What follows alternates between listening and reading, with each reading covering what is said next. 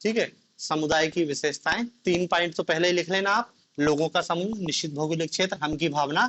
अब चौथा पॉइंट लिखो, स्वतः विकास। देखो, समुदाय का निर्माण कुछ लोगों के द्वारा जानबूझकर या नियोजित,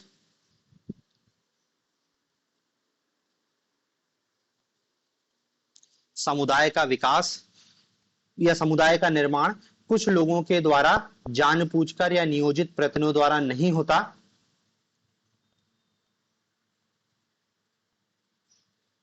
इसी में लिखना स्वतः विकास।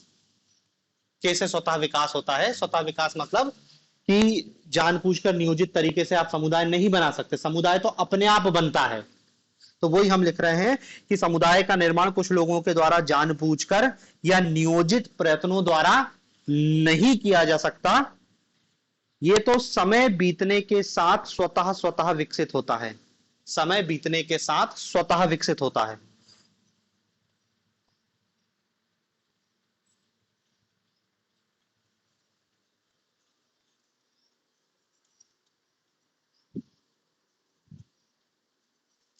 भाई समझ रहे हैं ना कि जब कुछ लोग किसी निश्चित जगह पर लंबे समय तक रहते हैं, आपस में एक दूसरे से इंटरेक्शन कर रहे हो, आप कहीं जाके रह रहे हो, आपके पड़ोसी हैं, आप एक मोहल्ले कॉलोनी में रह रहे हो, तो आपका क्या है, एक दिन में कुछ नहीं होगा, 2 दिन में कुछ नहीं होगा, लंबे समय तक रहोगे तो बाजू वालों से इंटरेक्शन होगा।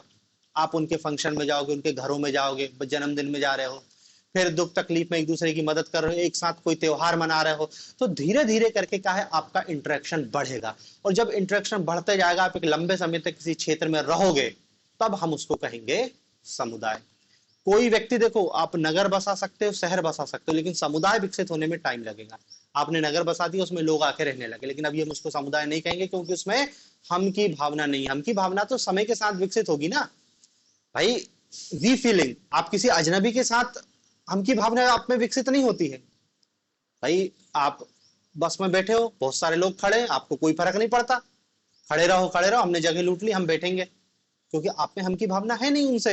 यार ठीक है, वो खड़ा है तो खड़ा।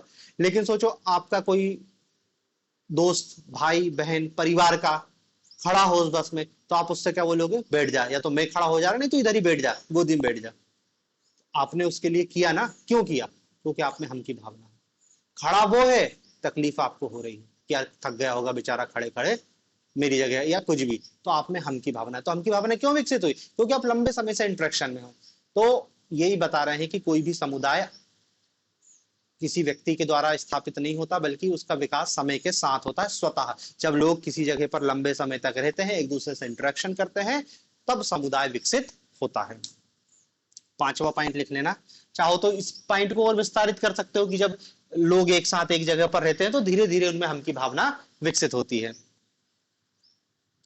जब लोग, ऐसा लिख लेना कि एक स्थान पर लंबे समय तक रहते हैं, तब धीरे धीरे उनमें हम की भावना विकसित होती है।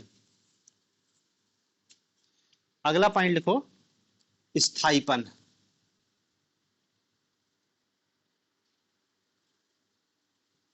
स्थायीपन।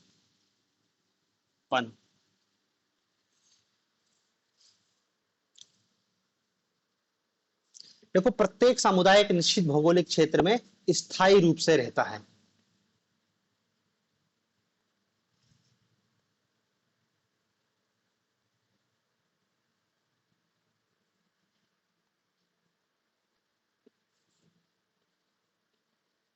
स्थायी रूप से रहता है। किसी अस्थायी समूह जैसे भीड़, श्रोता समूह, खानाबदोश झुंड, जैसे भीड़, श्रोता समूह आदि को समुदाय नहीं माना जाता, क्योंकि वे स्थायी नहीं होते। आदि को समुदाय नहीं माना जाता, क्योंकि वे स्थायी नहीं होते।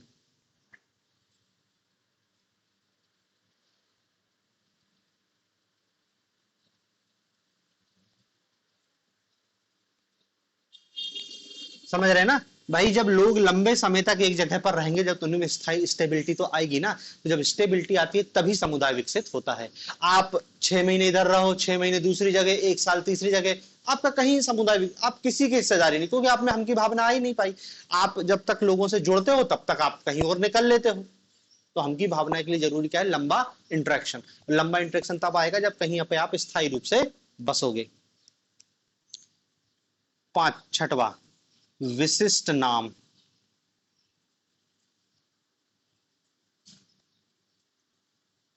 विशिष्ट नाम। प्रत्येक समुदाय का अपना एक विशिष्ट नाम होता है जो उस समुदाय के लोगों में हम की भावना जागृत करने और उसे बनाए रखने में योग देता है। प्रत्येक समुदाय का अपना एक विशिष्ट नाम होता है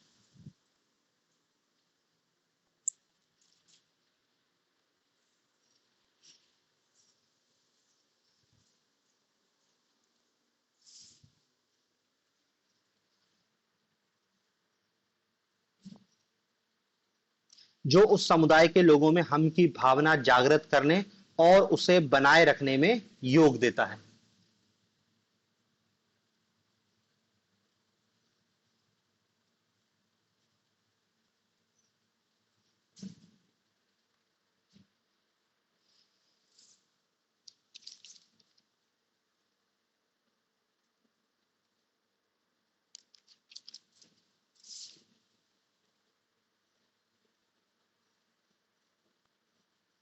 प्रत्येक समुदाय के नाम के साथ एक विशिष्ट इतिहास जुड़ा होता है। प्रत्येक समुदाय के नाम के साथ एक विशिष्ट इतिहास जुड़ा होता है। एक विशिष्ट इतिहास जुड़ा होता है।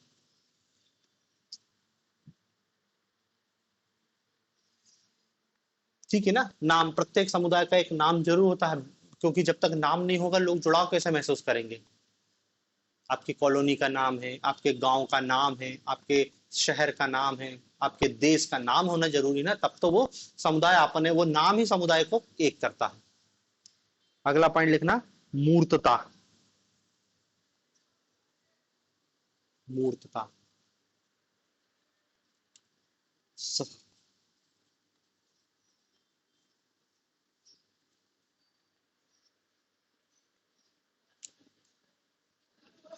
देखो, समुदाय एक मूर्त समूह है क्योंकि मनुष्य के समूह के रूप में हम इसे देख सकते हैं। समुदाय एक मूर्त समूह है क्योंकि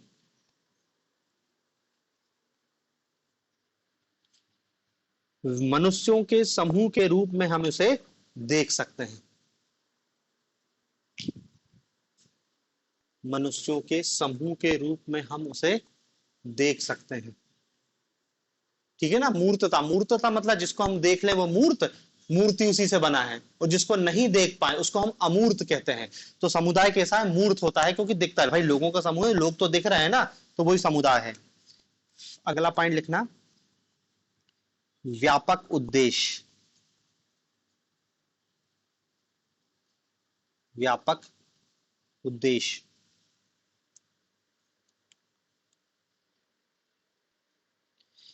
देखो, समुदाय का विकास किसी एक समुदाय का विकास किसी विशिष्ट उद्देश्य के लिए नहीं होता, बल्कि यह तो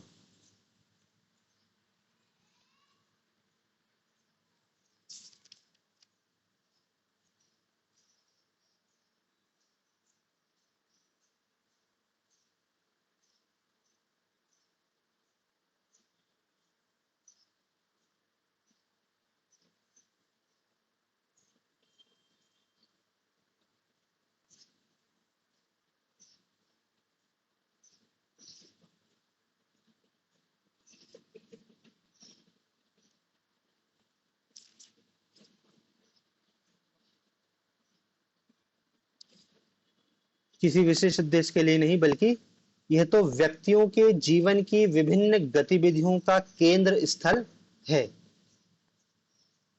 व्यक्तियों की व्यक्तियों के जीवन की गतिविधियों का केंद्र स्थल है।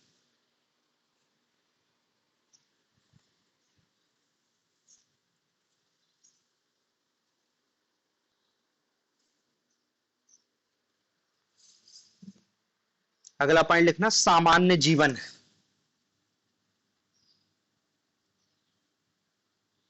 सामान्य जीवन।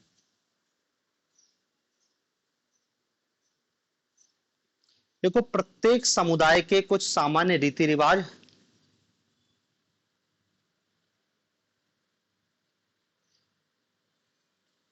प्रत्येक समुदाय के कुछ सामान्य रीति रिवाज, परंपरा, विश्वास, उत्सव, त्योहार, संस्कार आदि होते हैं। प्रत्येक समुदाय के कुछ सामान्य रीति रिवाज, परंपराएं, विश्वास, उत्सव एवं त्योहार, संस्कार आदि होते हैं जो उस समुदाय के लोगों के जीवन में एक रूपता उत्पन्न करते हैं।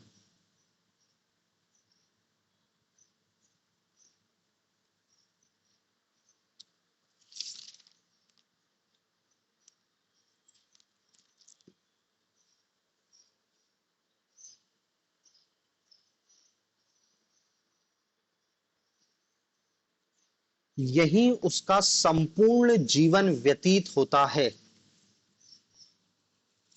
यही उसका संपूर्ण जीवन व्यतीत होता है।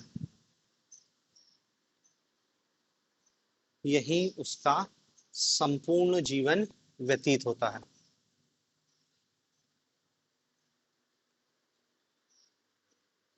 मतलब देखो ये दोनों पॉइंट लगभग लगभग एक बात कर रहे हैं कि समुदाय कोई एक उद्देश्य या कुछ उद्देश्यों के लिए हम समुदाय नहीं होता।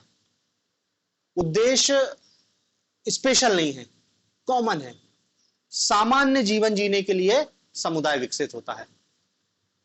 हम विकसित करते भी नहीं है भाई। जैसे आप किसी कॉलोनी में रह रहे हो, जैसे गोकुल धाम सोसाइटी, ये सोसाइटी है। यहां सोसाइटी में कुछ लोग रहते हैं। अब देखो ये कॉलोनी तो कॉलोनाइजर द्वारा डेवलप की गई, उसने घर बनाया, घर को बेचा और कुछ लोग आके रहे, तो उसने देखो सोसाइटी बनाया। अब सोसाइटी के लोग इस सोसाइटी को समुदाय में कन्वर्ट करेंगे। कैसे? कि वो लोग आके रहेंगे, बाहर से लोग आके रह रहे हैं। अब जब उनने घर खरीद लिया और यहाँ पर वो परमानेंट शिफ्ट हुए हैं, रह रहे हैं, तो रहने के कारण क्या है, एक दूसरे से इंटरेक्शन करेंगे। इंटरेक्शन करेंगे तो फिर क्या है, एक दूसरे की डेली लाइफ में जुड़ाव होगा।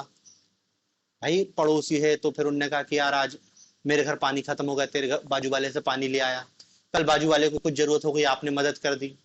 फिर किसी चीज की जरूरत हो गई तो सामने वाले ने आपकी मदद कर दी, आप तो फिर धीरे धीरे क्या है, इंटरेक्शन होगा।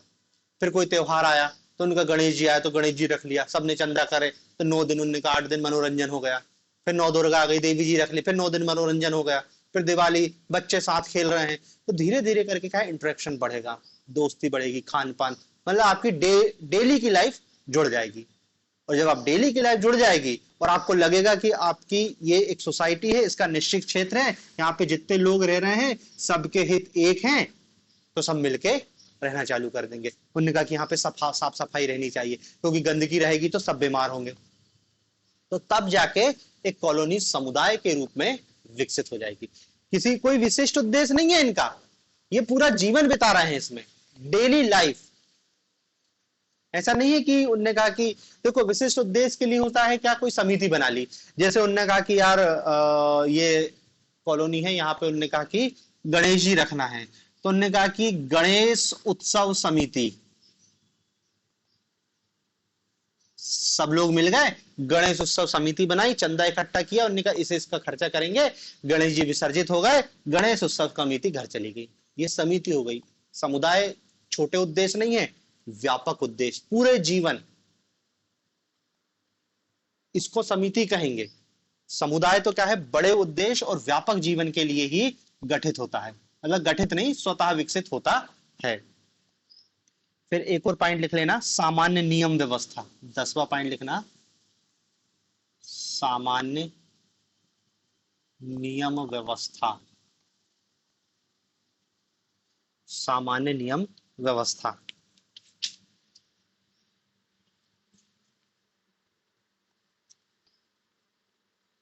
देखो समुदाय में कुछ सामान्य नियम पाए जाते हैं। इन नियमों के माध्यम से ही सदस्यों के व्यवहार को निर्देशित किया जाता है।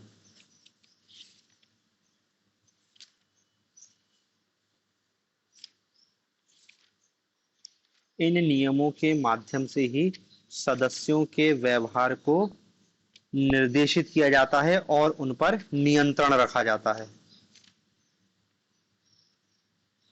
निर्देशित किया जाता है और उन पर नियंत्रण रखा जाता है।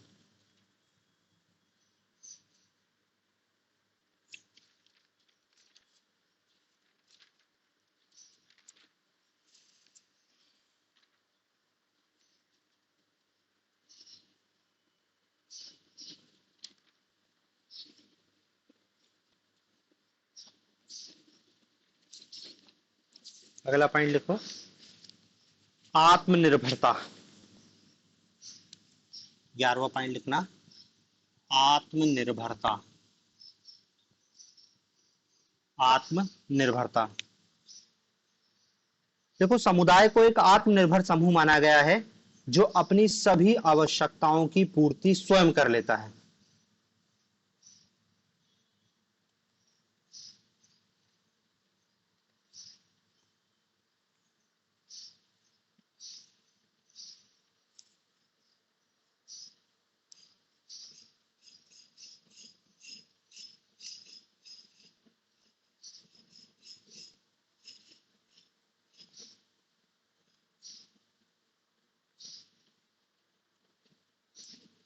परंतु यह विशेषता आदिम समुदाय, जनजाति या छोटे समुदायों में ही पाई जाती है। परंतु यह विशेषता आदिम समुदाय, जनजाति समुदाय या छोटे समूहों में ही पाई जाती है।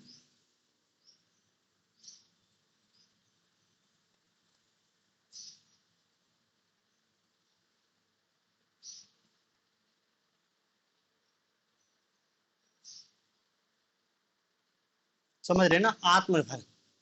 पहले जो छोटे समूह होते हैं, जैसे गांव को हम एक आत्मनिर्भर समुदाय कहते हैं कि गांव अपनी समस्त आवश्यकताओं की पूर्ति स्वयं अपने गांव में कर लेता है, उसको जरूरत नहीं है।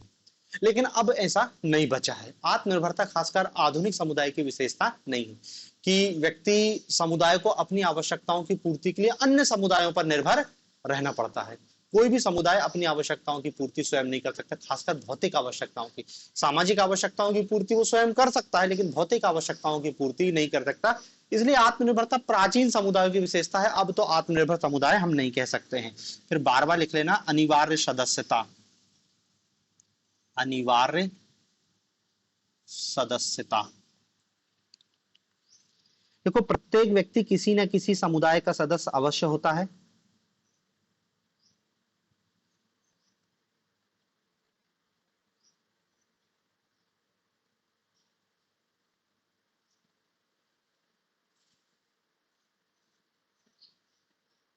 एक क्षेत्र विशेष में लंबी अवधि तक अन्य लोगों के साथ रहने से, एक क्षेत्र विशेष में लंबी अवधि तक, एक क्षेत्र विशेष में लंबी अवधि तक अन्य लोगों के साथ रहने से उसमें, अन्य लोगों के साथ रहने से उसमें अपने समुदाय के प्रति एक लगाव का भाव पैदा हो जाता है। अपने समुदाय के प्रति एक लगाव का भाव पैदा हो जाता है।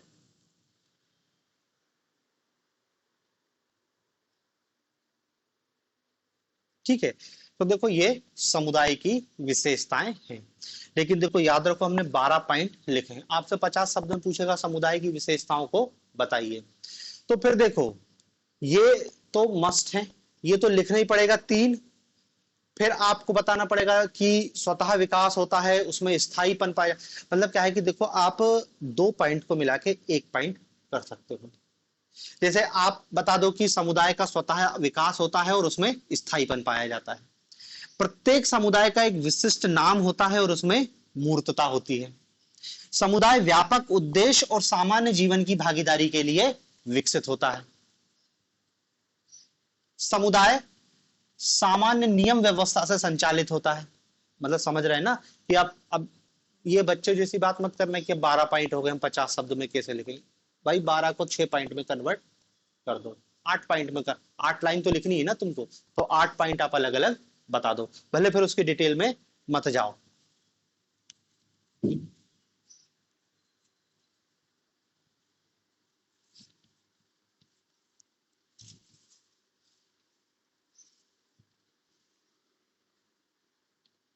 और देखो ये क्या है कि पेंडिंग के लिए मत छोड़ो, सरल चीज है, अभी पढ़ते चल रहे हैं तो इसको याद करने जैसा भी कुछ है नहीं। हाँ बस परिभाषा के स्तर पर कुछ याद करना है। अब परिभाषा याद कर लो, आप समझ गए हो तो उनकी विशेषताओं को तो वैसे 2-4 बार पढ़ोगे तो दिमाग में बैठ जाएगी। आपके दिमाग में समुदाय की छवि है तो उसको देख के आप उसकी विशेषताओं को बहुत आसानी से लिख सकते हो। तो साथ साथ लिखते चलना, पढ़ते चलना, याद करते चलना चीजों को, और छोटे छोटे शॉर्ट नोट्स बनाते चलना। ठीक है ना, कि समुदाय अपन 4 दिन पढ़ रहे हैं, आप उसको एक पेज में आसानी से लिख सकते हो। एक परिभाषा लिखी, 6 पॉइंट में विशेषता लिखी, फिर आगे खत्म समुदाय। ठीक है ना, तो साथ साथ ही करते चलोगे तो ज्यादा अच्छा रहेगा। तो देखो ये अपन ने समुदाय की परिभाषा और समुदाय की विशेषताएं लिखी। अब इसमें एक शब्द आता है सीमावर्ती समुदाय। इसको थोड़ा सा और देख लेते हैं। सीमावर्ती समुदाय, border line community, border line community, सीमावर्ती समुदाय।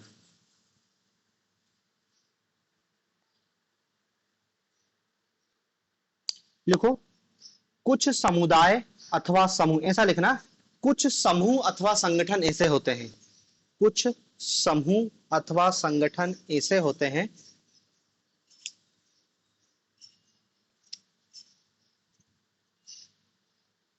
जिनमें समुदाय की अनेक विशेषताएं मौजूद होती हैं।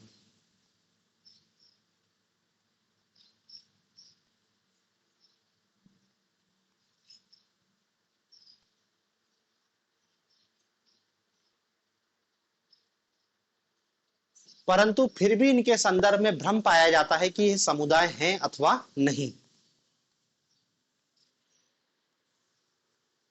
भ्रम पाया जाता है कि ये समुदाय हैं अथवा नहीं।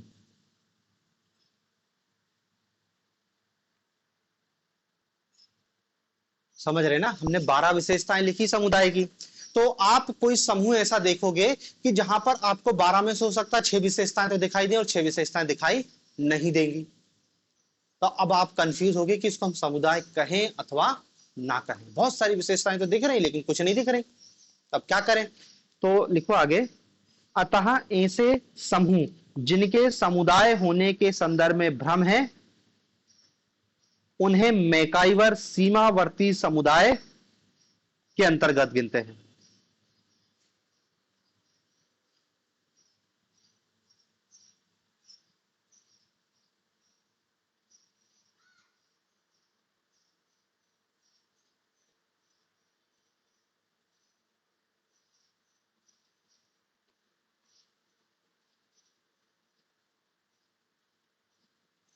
मैकाइवर समाजशास्त्री हैं।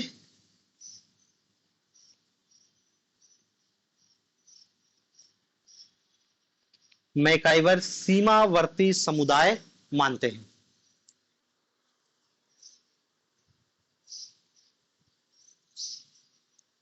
जैसे जाति, जेल,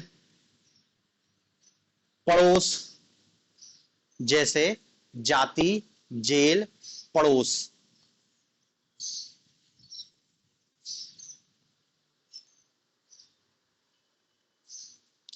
ठीक है ना, समझ गए ना, सीमावर्ती समुदाय ऐसा समूह जिसमें समुदाय की कुछ विशेषताएं दिखाई देती हैं और कुछ विशेषताएं दिखाई नहीं देती, तो भ्रम की स्थिति होती है। तो ऐसे भ्रम युक्त समूह को मैकाइवर ने शब्द यूज कर दिया सीमावर्ती समुदाय। जैसे जेल, जाति और पड़ोस। अब इसको समुदाय मानेंगे या नहीं मानेंगे, इसको लेके विवाद है। कुछ समाजशास्त्री मानते हैं, कुछ नहीं मानते हैं, इसलिए मैकाइवर ने उनको क्या बोल दिया, सीमावर्ती समुदाय। कि समुदाय नहीं है, बस समुदाय के लक्षण हैं। जैसे जाति, अलग से क्वेश्चन आएगा, क्या जाति एक समुदाय है अथवा नहीं? अपना विचार प्रस्तुत कीजिए या फिर व्याख्या कीजिए। क्या जाति एक समुदाय है?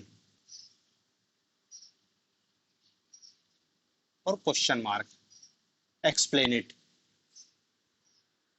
कि कास्ट एक कम्युनिटी। अभी देखो कास्ट अपन को पढ़ना है, अपना टॉपिक है कास्ट, जब पढ़ेंगे, लेकिन फिर भी आप समाज में रह रहे हो, जाति के बारे में थोड़ी बहुत तो जानकारी होगी आपको कि जाति होती क्या है, हर व्यक्ति अलग जाति में है। तो यही क्वेश्चन आएगा कि क्या जाति एक समुदाय है, क्वेश्चन मार्क आपको बताना है कि यदि समुदाय है तो क्यों है, और यदि समुदाय नहीं है तो क्यों नहीं है। इसको मैकाइवर जाति को क्या बोलता है, सीमावर्ती। तो लिखो, इसमें अपन इसकी व्याख्या करते हैं। देखो, जाति में समुदाय की कुछ विशेषताएं पाई जाती हैं।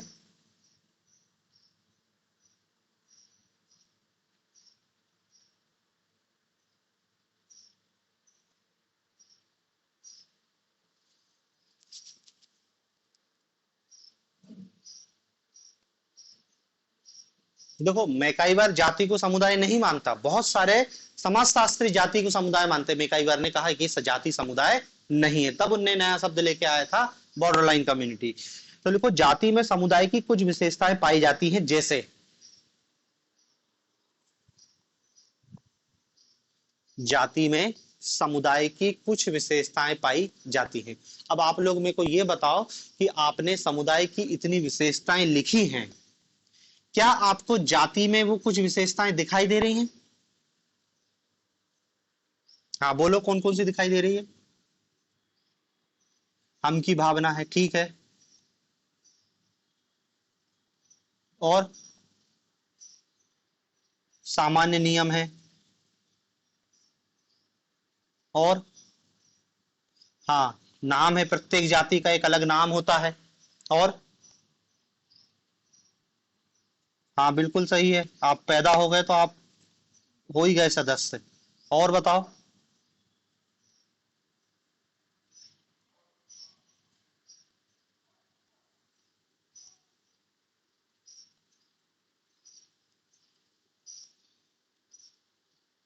हाँ, सबसे मेन तो यही ना कि लोगों का समूह है, जाति में भी तो लोग हैं, लोगों का समूह।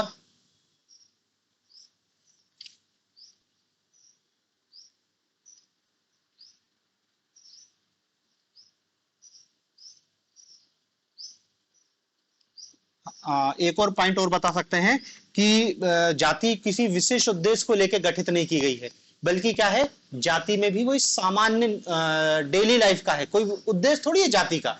तो दैनिक जीवन में के सामान्य आवश्यकताओं की पूर्ति के लिए जाति व्यवस्था जन्म लेती है। ये तो वो पॉइंट हो गए जो समुदाय के दिखाई दे रहे हैं। अब जाति में कौन सी समुदाय की विशेषता दिखाई नहीं देती है?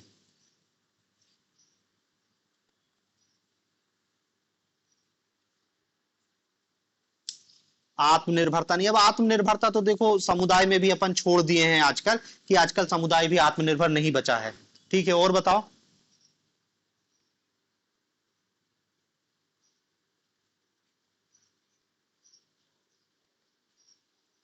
हाँ, सबसे मेन यही है, निश्चित भौगोलिक क्षेत्र। जाति में इसका पूरी तरीके से अभाव होता है। और समुदाय के लिए पहले बताया, तीन चीज तो बहुत ही ज्यादा जरूरी है, लोगों का समूह, हम की भावना, और निश्चित भौगोलिक क्षेत्र। और जातियों में निश्चित भौगोलिक, क्योंकि कोई जरूरी थोड़ी कि एक जाति के लोग इतने एरिया में ही रहेंगे, पूरी दुनिया में रह रहा है। और एक और बिंदु बताओ जो थोड़ा सा समुदाय से अलग करता हो।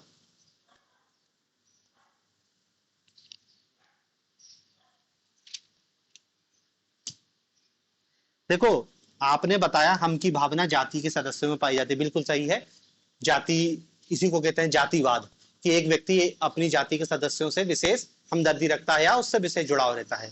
लेकिन आप भारतीय जाति व्यवस्था को देख रहे हो, जाति अनेक उपजातियों में बटी हुई है। कहने को तो व्यक्ति बोल देता है कि वो ब्राह्मण जाति में है, या बोल देता है कि वो क्षत्रिय है, या बोल देता है कि वो कुर्मी है, या बोल देता है कि वो यादव है। लेकिन आप जान रहे हो कि उसमें भी डिवीजन है। ब्राह्मणों में भी बहुत है, वो कह रहा हम सरयू पारी है, वो कह रहा कानिकोप जू पर होता, उसमें भी मतलब फिर हम की भावना खत्म हो गई।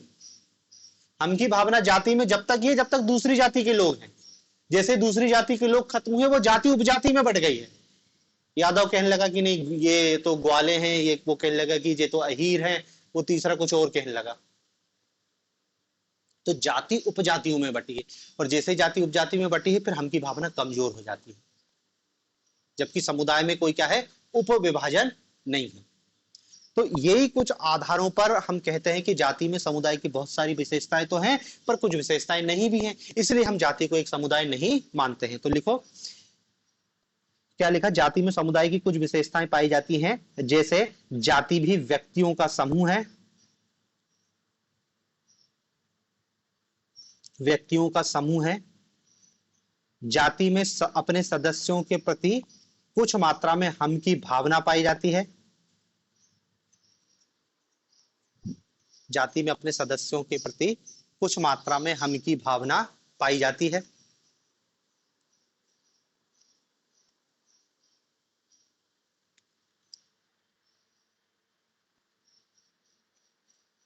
प्रत्येक जाति का एक विशिष्ट नाम होता है।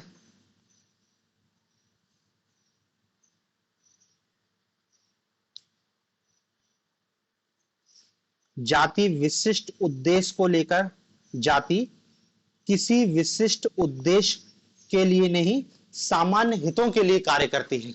जाति किसी विशिष्ट उद्देश्य के लिए नहीं बल्कि सामान्य हितों के लिए कार्य करती है।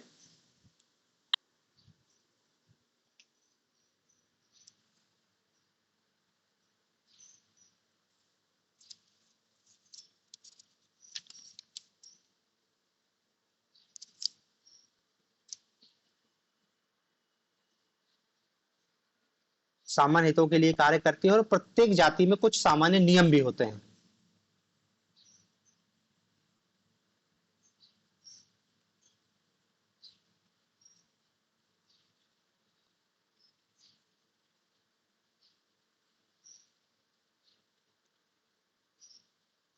इन विशेषताओं के आधार पर कुछ लोग जाति को एक समुदाय मानते हैं। इन विशेषताओं के आधार पर कुछ लोग जाति को एक समुदाय मानते हैं।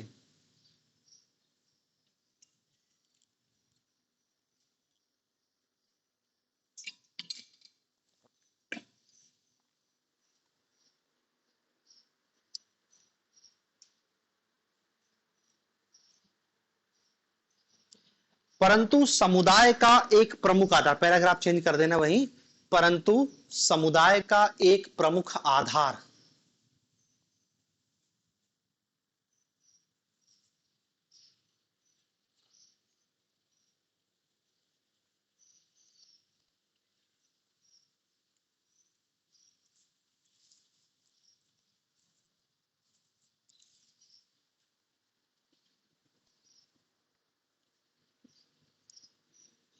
परंतु समुदाय के लिए एक प्रमुख आधार निश्चित भौगोलिक क्षेत्र का जाति में पूर्णता अभाव पाया जाता है।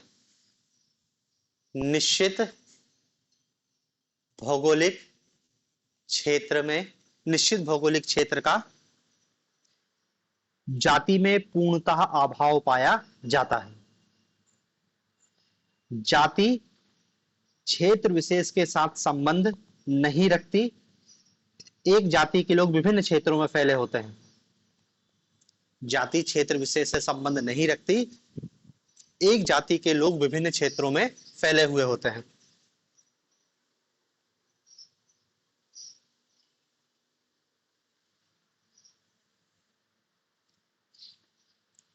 इसके अलावा एक जाति अनेक उपजातियों में बटी होती है।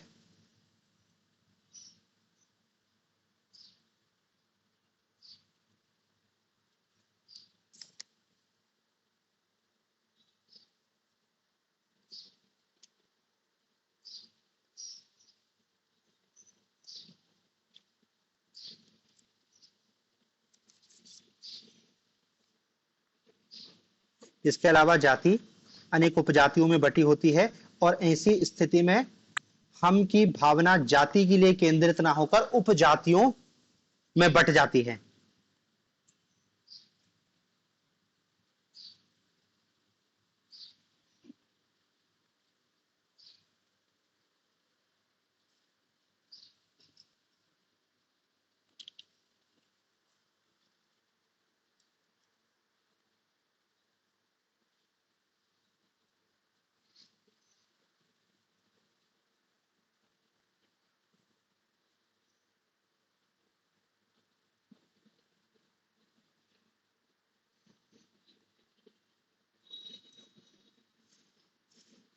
जाति के लिए केंद्रित ना होकर उपजातियों में बढ़ जाती है। इन कारणों के आधार पर इन कारणों की वजह से जाति को समुदाय नहीं माना जा सकता। इन कारणों की वजह से जाति को समुदाय नहीं माना जा सकता।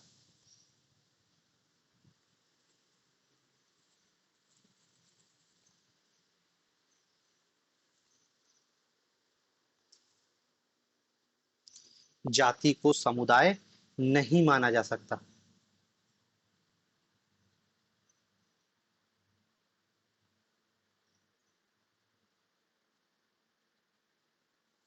ठीक है ना, तो जाति समुदाय नहीं हमने व्याख्या कर दी। अब दूसरा क्वेश्चन आता है, ये जाति समुदाय नहीं है तो इनको क्या बोल दिया, सीमावर्ती समुदाय। तो आप सीमावर्ती समुदाय पूछेंगे तो भी आपको 3 जाति, जेल और पड़ोस के बारे में बताना है। दूसरा क्वेश्चन यही है कि क्या जेल या बंदी गृह एक समुदाय है? क्या जेल एक समुदाय है?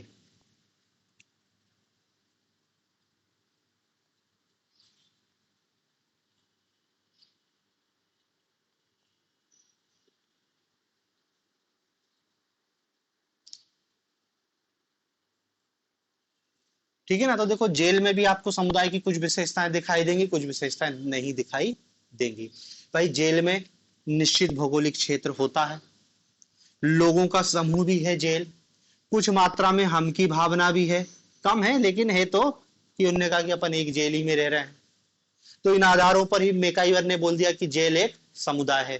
लेकिन फिर कुछ विशेषताएं दिखाई नहीं दी। लिख लो सीधे कि जेल व्यक्तियों का समूह है, जेल निश्चित भौगोलिक क्षेत्र में होता है, और जेल के निवास करने वाले लोगों में कुछ मात्रा में सामुदायिक भावना पाई जाती है।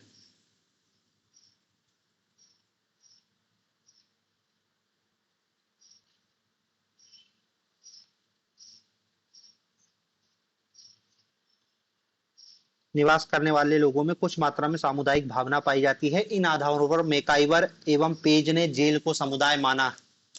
मैकाइवर देखो जाति को समुदाय नहीं मान रहा लेकिन जेल को मान रहा है। इन आधारों पर मैकाइवर एंड पेज ने जेल को समुदाय माना है।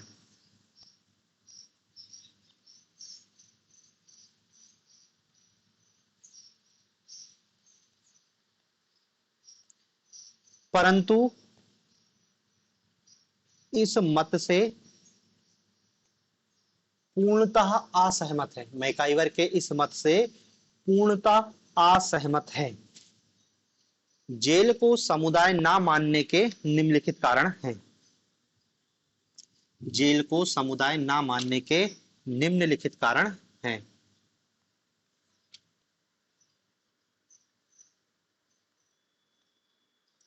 पहला पॉइंट लिखना, जेल के कैदियों में हम की भावना, जेल के प्रति लगाव, अपनत्व या त्याग की भावना का अभाव पाया जाता है। जेल के कैदियों में हम की भावना, जेल के प्रति लगाव, अपनत्व या त्याग की भावना का अभाव पाया जाता है। ठीक है ना, सामुदायिक भावना थोड़ी कि उन्होंने कहा एक कैदी खाना नहीं मिल रहा तो मेरा दे दिया, भाड़ा में जा। कैदी का भी वहां पे वीआईपी ट्रीटमेंट होता है, गुटबाजी है, कोई मतलब नहीं किसी से किसी को, ज्यादा खतरनाक कैदी उसकी सेवा हो रही है। दूसरा पॉइंट लिखना, जेल में सभी सामान्य जीवन में भागीदारी नहीं होते, सबका जीवन एक सा नहीं है।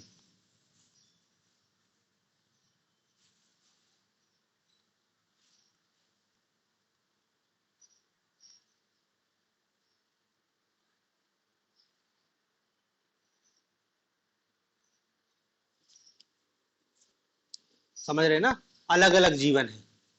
भाई अपराधी की प्रवृत्ति, आतंकवादी है तो अलग सेल में रख रहे हैं उसको, खूंखार अपराधी है तो उनका बेड़ियां बांध के रख रहे हैं उसको, छोटा मोटा है तो उनने का उम्र कैद है तो उससे कुछ काम करा रहे, ऑफिस में क्लर्क बना लिया उसको, चपरासी का काम।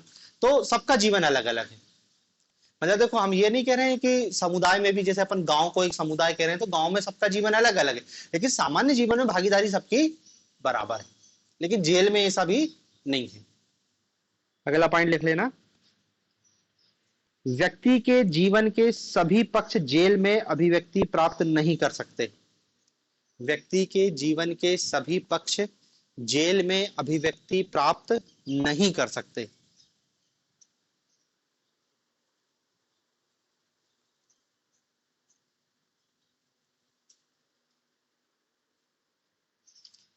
उसका कोई पारिवारिक जीवन नहीं होता।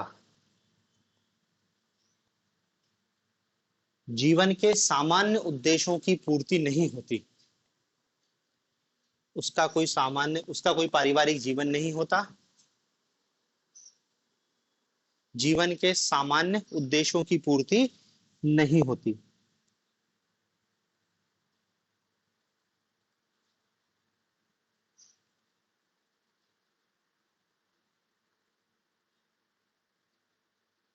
फिर अगला लिखना, जेल का स्वतः विकास नहीं होता, विशिष्ट उद्देश्य के लिए गठित की जाती है। जेल का स्वतः विकास नहीं होता, विशिष्ट उद्देश्य के लिए गठित की जाती है। समझ रहे ना, अपराधियों को सजा देना या उसको कह लो सुधार करना है, विशिष्ट उद्देश्य है, सामान्य उद्देश्य नहीं है।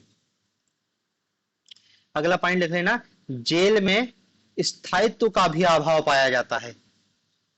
भाई सरकार कभी भी समाप्त कर सकती है, स्थान परिवर्तित कर सकती है, कैदी को इधर इस जेल से उस जेल में ट्रांसफर कर सकती है, तो स्थायीपन का अभाव पाया जाता है।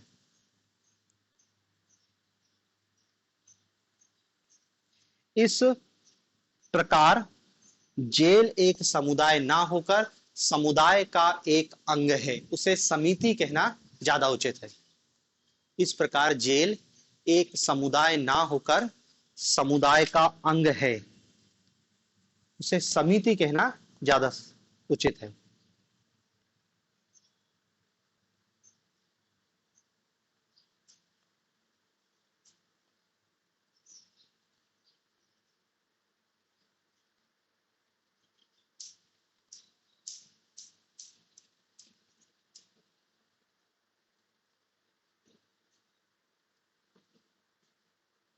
ठीक है, तो जेल के बारे में ये कहानी है। तीसरा जो सीमावर्ती समुदाय माना गया है वो माना गया है पड़ोस। तो इसको भी लेके है कि क्या पड़ोस एक समुदाय है।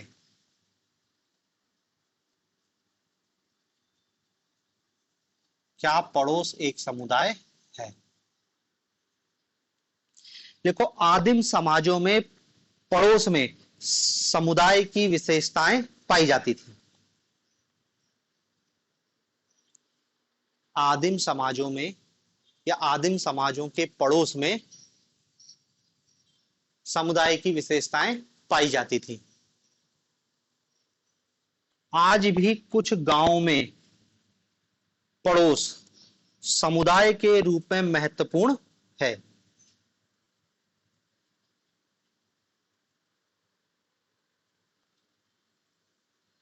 आज भी कुछ गांवों में पड़ोस एक समुदाय के रूप में महत्वपूर्ण है।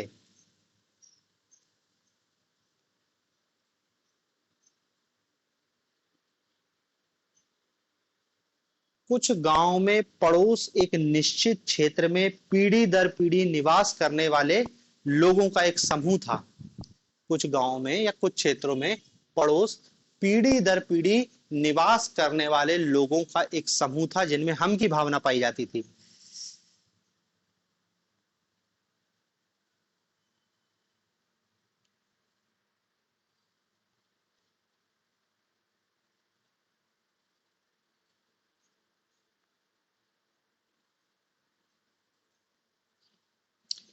परंतु आज के आधुनिक जटिल नगरीकृत समाजों में पड़ोस को निम्न कारणों से समुदाय नहीं माना जा सकता। परंतु आज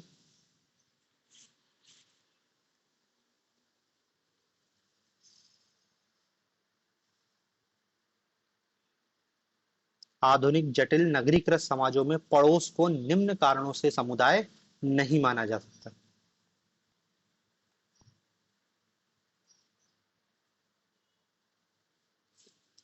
मतलब देखो, पड़ोस पुराने जमाने में पड़ोस जरूर समुदाय था, आज भी गांव में, क्योंकि गांव का जो पड़ोस है, जैसे एक घर ये है उसके बाजू वाला ये घर है। तो पहली बात तो सामान्यतः ये होगा कि ये पड़ोस उसका रिश्तेदार ही होगा, या रिश्तेदार नहीं भी होगा तो गांव में क्या है, लोग पीढ़ी दर पीढ़ी साथ रह रहे हैं कि इनके पिताजी संयुक्त परिवार 3 पीढ़ी एक साथ रह रही है, तो संबंध बहुत घनिष्ठ हो जाते हैं, कोई कहीं नहीं जा रहा है।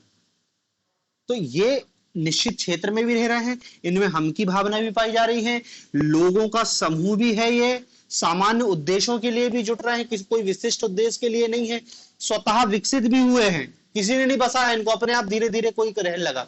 तो इस रूप में ये पड़ोस होता है। पड़ोस एक समुदाय गांव में है, अब तो गांव भी बदल रहे हैं ना तेजी से, लेकिन शहरों में पड़ोस एक समुदाय के रूप में नहीं माना जा सकता। इसके कुछ कारण हैं।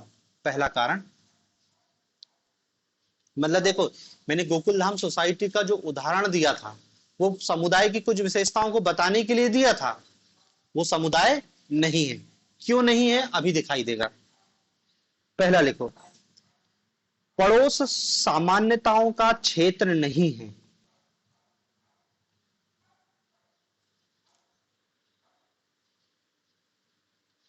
सामान्यताओं का क्षेत्र नहीं है, यहां सभी व्यक्तियों की विभिन्न आवश्यकताओं की पूर्ति नहीं होती। यहां सभी व्यक्तियों की विभिन्न आवश्यकताओं की पूर्ति नहीं होती।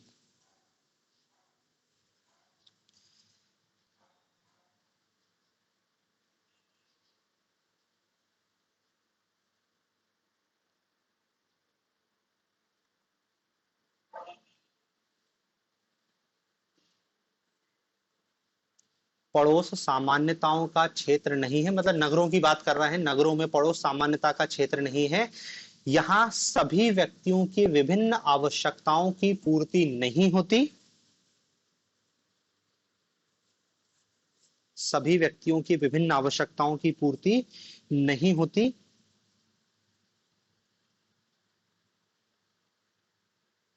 इसके अलावा जीवन स्तर में भी काफी भिन्नता देखने को मिलती है। जीवन स्तर में भी काफी भिन्नता देखने को मिलती है। पड़ोसी बहुत रईस है, एक पड़ोस सामान्य है, तो रिलेशन कैसे बन पाता है। दूसरा पॉइंट लिखो, नगरीय क्षेत्रों में लोग अपने पड़ोसी को जानते तक नहीं है। नगरीय क्षेत्र में लोग अपने पड़ोसी को जानते तक नहीं है। ऐसी स्थिति में हम की भावना का विकास कैसे होगा। ऐसी स्थिति में हम की भावना का विकास कैसे होगा, जो कि समुदाय के लिए आवश्यक है।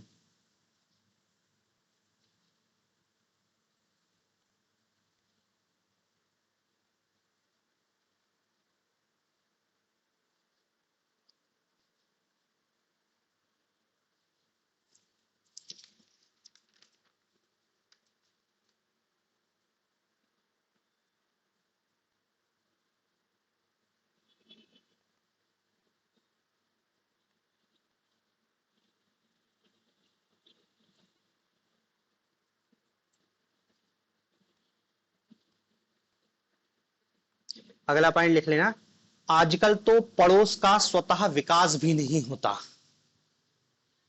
पड़ोस का स्वतः विकास भी नहीं होता।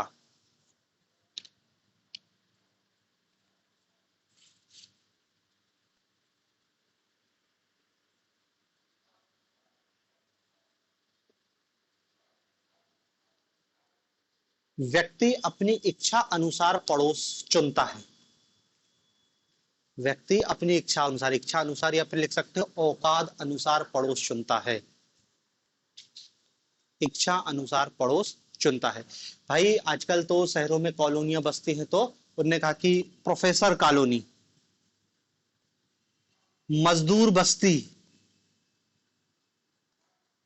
टाइप 3 टाइप 8 मकान बंगलो बन रहे हैं, व्यापारियों के कॉल। तो व्यक्ति अपने पड़ोस को चुनता है, वो चाहता है कि मेरे पड़ोस में ही नौकरी पेशा हो या फिर व्यापारी हो, या फिर आपका इकोनॉमिक स्टेटस सेम होगा तभी आपका पड़ोस समान होगा। भाई उनने कहा 1 करोड़ का घर कौन ले पाएगा, इसके पास 1 करोड़ रुपए होंगे, तो आपने तो अपना पड़ोसी ऐसा चुना ना जिसके पास 1 करोड़ रुपए थे, तो आपने तो यहाँ पे वही कह रहे हैं कि आजकल नगरों में तो जो कॉलोनियां कट रही हैं उनका विकास स्वतः नहीं हो रहा, मतलब वहां पे व्यक्ति अपने पड़ोसी को चुन रहा है।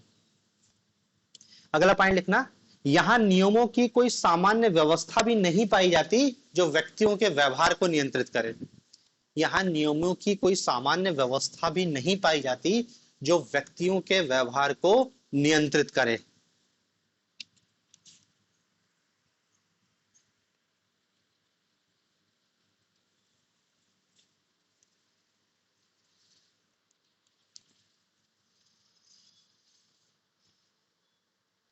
इन सब कारणों से नगरीय पड़ोस को समुदाय नहीं माना। ग्रामीण पड़ोस भी अब समुदाय नहीं है। आप तो यही लिख दोगे कि पड़ोस समुदाय नहीं, ना तो नगर में बचा है ना गांव में बचा है, क्योंकि गांव में भी अब वैसी स्थिति नहीं है कि 4 पीढ़ी से एक साथ रहने, क्योंकि अब एक व्यक्ति तो गया नौकरी बाहर करने, या उसने घर बेच दिया, खेत बेच दिया, क्योंकि भाई शहरीकरण हो रहा है ना, नगरीकरण हो रहा है, लोग गांव से जाके शहरों में बस रहे हैं। तो अब तो गांव को भी हम समुदाय नहीं कह सकते हैं। पुरानी पीढ़ी तो जरूर एक दूसरे को जान रही है, लेकिन अब नई पीढ़ी, क्योंकि देखो व्यक्ति भले गांव में रह रहा है लेकिन उसका बच्चा कॉन्वेंट स्कूल में पढ़ रहा है, अब उसका फ्रेंड सर्किल अलग हो गया, तो पढ़ेगा लिखेगा और नौकरी करने बाहर निकल जाएगा। तो जो गांव में बच्चा रह रहा है वो भी अपने पड़ोसी के बच्चे को नहीं जान रहा है, तो अब पड़ोस समुदाय नहीं है। तो इस रूप में देखो, ना तो जेल समुदाय है, ना जाति समुदाय है, ना पड़ोस समुदाय है, इनको हम सीमावर्ती समुदाय कह सकते हैं। तो ऐसे बहुत सारे सीमावर्ती समुदाय, जैसे साधुओं का मठ, वो भी बौद्ध संघ, ये भी सब सीमावर्ती समुदाय के ही उदाहरण हैं। ठीक है ना। तो देखो ये समुदाय और समुदाय के अपन ने सीमावर्ती समुदाय के उदाहरण पढ़े हैं। अब कल अपन क्या है, समुदाय के प्रकारों को देखेंगे कि समुदाय कितने प्रकार का होता है।